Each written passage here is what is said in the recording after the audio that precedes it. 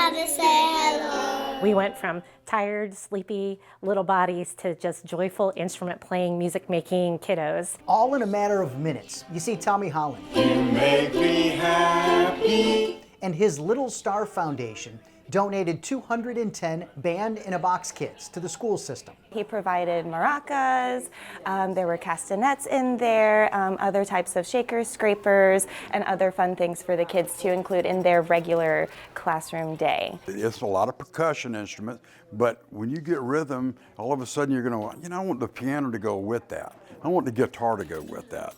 And it's just an opportunity for them to be introduced to musical instruments, not only music, but musical instruments. And these instruments will go a long way towards these pre-K students' education.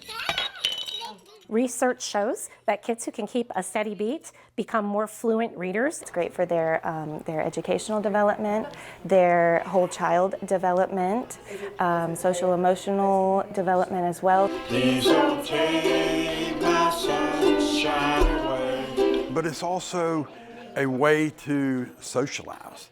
I mean, very much as for socialization, there's the opportunity to sit down and play guitar or piano or something with somebody, you become the rock star in the room. And we'd like to create a bunch of rock stars in the room. These rock stars benefiting from the Little Star Foundation of Savannah, continuing to partner with our local school system to provide musical opportunities for all ages. Time for music, tidy up. For SCCPSS, I'm Ken Slatz. Jingle like the